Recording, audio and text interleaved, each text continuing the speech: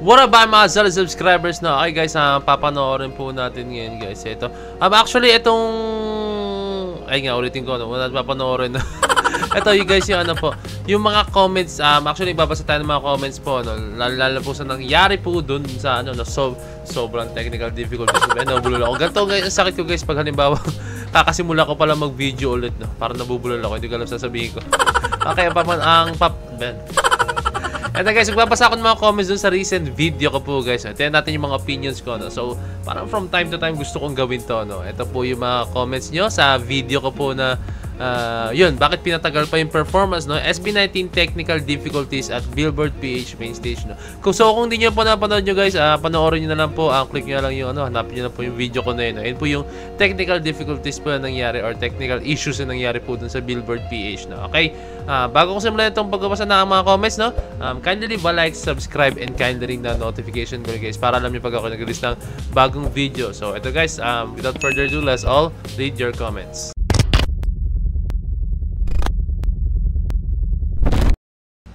Okay guys, magbasa na po tayo ng mga comments, no. Ito, guys, shoutout pala, no.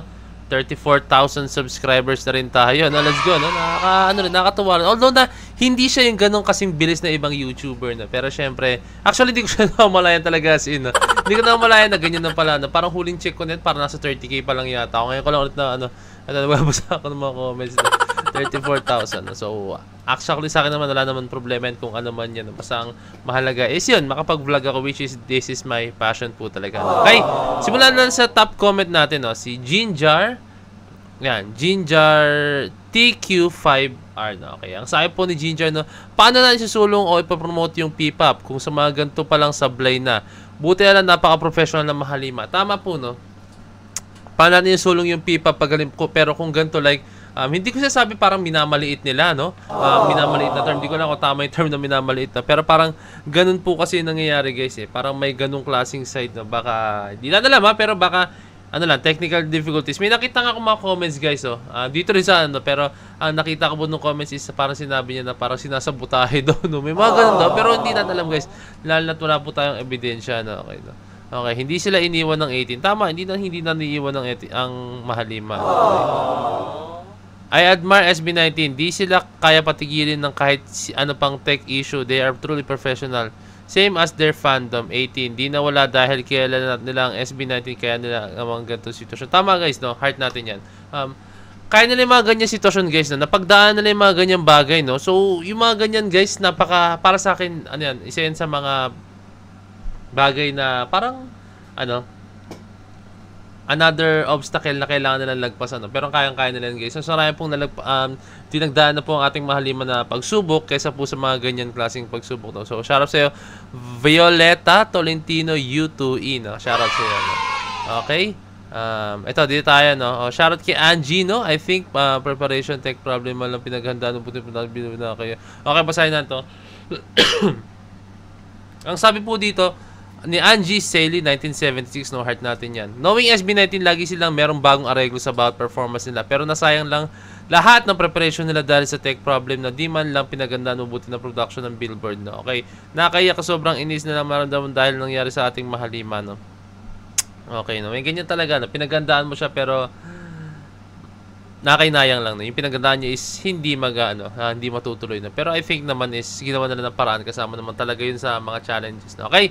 Country Life. Billboard PH should fire those people responsible with these technical difficulties and form a new capable team for live events, no? Or medyo i-revise ko, no? I think kailangan nilang I think hindi naman kailangan i-fire pero parang pwede na rin, no? Parang pwede gano'n. Kasi guys, isipin nyo, no? Doon ako nainis, eh. Doon ako isa sa pinaka nag-trigger sa akin, guys, no.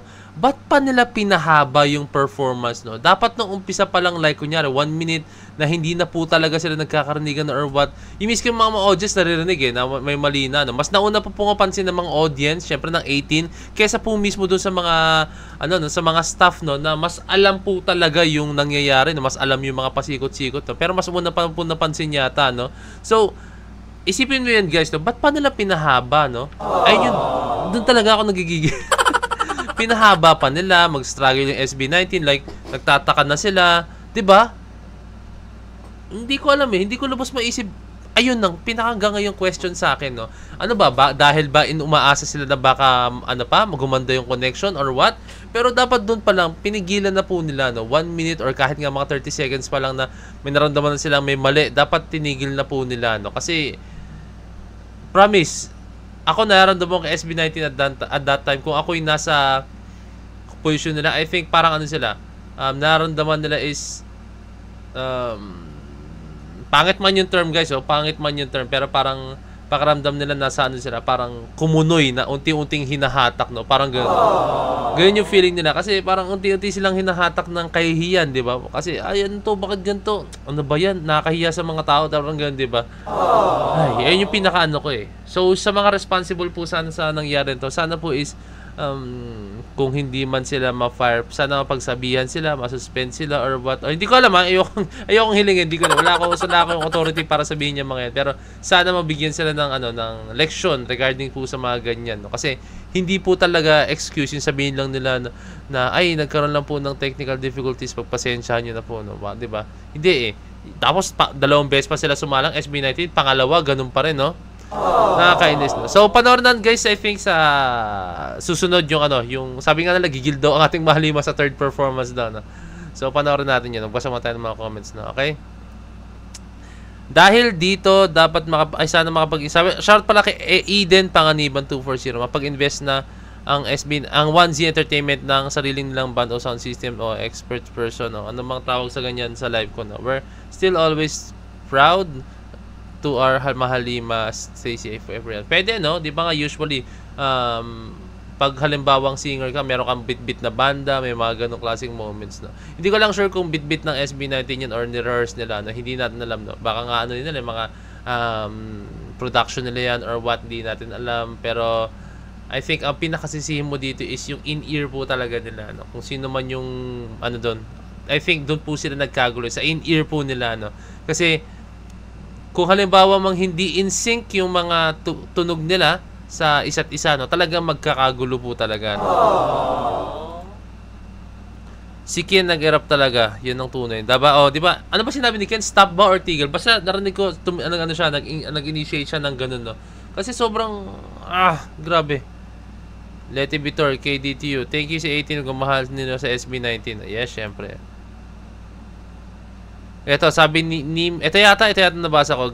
Ni Nimfa Ibanez Y5Z, no? Grabe ang ginawa sa kanila, sinamutahin ng nag-prepare niyan. Mukhang sinadya. Buti alam, napaka-gentleman nating Mahalima. Kahit anong ginawa nila sa kanila, nagpupigil sa ating SB19. 18, diin naman ang ating Mahalima. At ang may kasalanan niyan, yung management at organizer, Billboard, love namin kayo, SB19, love you all, no? Okay, no? So, wala kasi tayong resibo guys, hindi natin alam kung sinamutahe or what, no? Pero ang gusto ko lang sabihin is kung sino man po talaga ang may fault dyan or what, or responsible dyan, na kaya naka-assign dyan, no, sa part na yan, no, sana po managot po talaga sila, no? Ayun lang naman din, managot sila sa kung ano po ang karapat dapat na pwedeng ibigay sa kanila na hatol or what, or judgment, na hindi ko alam. Yan, nickname. Okay, heart natin yan. Tumba lahat galing SB19 live, no? Okay, shoutout po sa inyo, no? Ayan, third attempt. Sige, papanoorin natin yan, no? Heart natin yung mga comments nyo. Actually, ganito guys, madalas talaga ako magbasa. Pero ngayon guys, is gusto ko lang kasi makita nyo, mabasa ko or sabay tayo magbasa ng mga comments. So, ito yung hobby ko guys, pag like, pahinga sa work. Kasi pag pahinga sa work, ito, tingin lang ako, scroll lang ako ng mga messages nyo, mga comments nyo. Ganyan yung pinaka-hobby ko talaga. Diba? Ang weird ng hobby ko. Yung iba, laro ng ML, or yung iba, pahinga, tulog. Ako ito yung hobby ko, yung magbasa ng mga comments.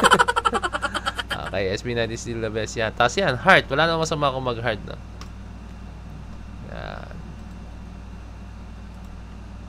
Basa na lang tayo ng last comment, guys, no? Okay. Okay, ito. Jowa account, no? Jowa account 9010, no? 9013, no? Agree. Yung nakakainis na part, yung pinatagal pa.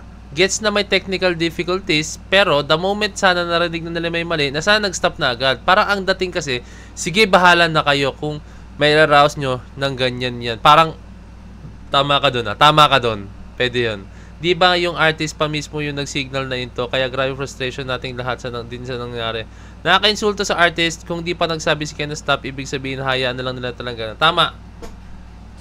Gusto ko yung sinabi niya to, no? Parang ganito, no? Sige, bahala na kayo kung may raraos niyo yan ng ganyan yan. Ng ganyan yan, no? Parang ganun kasi naging dating, eh, no?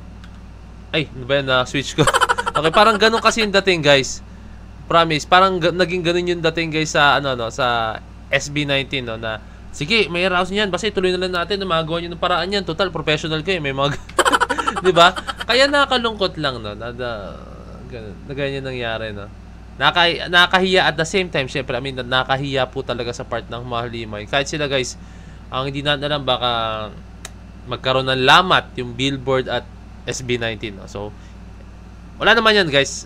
Magagawa ng paraan yan. I think, ganyan naman, guys, eh. Pag meron pong, pag meron po talagang involved na big name na management, pag may ginawa lang yung isang tao doon na part ng management na yon or company na yon, is masisira yung pangalan po talaga ng management. No? Yun po talaga yung pinakamalungkot sa lahat. Kaya dapat sa pinakamababa man na rank yan hanggang sa pinakamataas, dapat is kailangan alagaan nyo yung empleyado nyo, alagaan nyo yung staff nyo kasi, or lagi nyong minomonitor sila, no? Kasi hindi na baka bigla silang gumawa ng kung ano man, or baka biglang one day is sila, hindi ko alam tamang term is parang siguro maging magrebelde, no? Parang ganun, magrebelde, no? Kaya ayun, dapat yung monitor natin yan, no? Baka may problema yung staff or what at that time, baka broken, no? Hindi na. Basta kailangan lang isa na manugot po kung sino man kasi sobrang nakakahiya po yan sa part po ng SB19, no? Lalo na po international artist po ang ating Mahalima. No? Kaya yun, ang daming nga reactors ako nakita, guys, na nag-react dito, mga international reactors pa, no? Kaya Pinas, galaw-galaw. So, ayun lang, guys. Kindly leave a like, subscribe, and kindly ring na notification bell, guys, para alam nyo pag ako nag-release ng bagong video, no? So, ayun, guys, sinasabi ko sa inyo, nagbabasa talaga ako ng mga comments, as in, nagbabasa po talaga ako, no? So, malay nyo, sa next natin yung pagbabasa ng mga comments is yung comment nyo naman ang mabasa ko, no? So, ayun lang, no? Abang-abang lang kayo. So, DC Point signing out. Peace! Let's G.